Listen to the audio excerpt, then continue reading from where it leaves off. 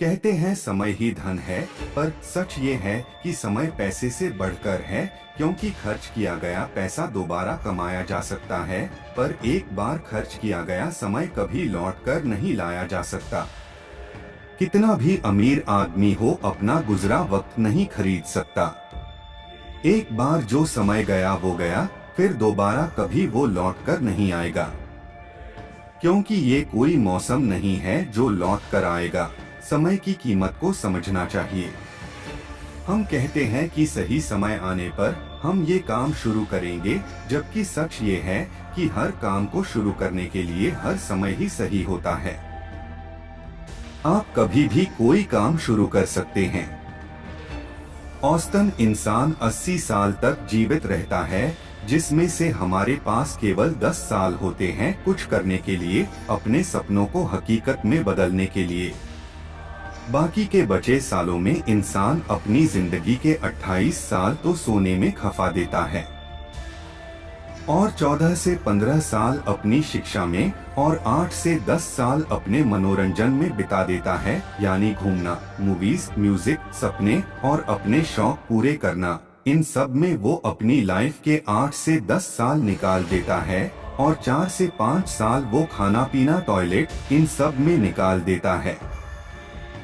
घर से इतने बजे निकलना है, इतने बजे यहाँ पहुँचना है, इतने बजे बस पकड़नी है, ये सब हमें याद रहता है, क्योंकि इन सब का समय पर बहुत जरूरी है। इन सब के लिए हम एक प्लानिंग बनाकर चलते हैं, लेकिन अपनी रोज की जिंदगी में हम ये प्लानिंग नहीं कर रहे हैं। हमें हर दिन मालूम होना चाहिए, समझ होनी चाहिए कि आज के 24 घंटों को हमने कहाँ उपयोग किया। क्या हमने इन 24 घंटों को अपने लक्ष्य को पाने में लगाया? क्या आज के 24 घंटों को हमने यूं ही बर्बाद तो नहीं किया? क्या हम समय की कीमत को समझे या नहीं?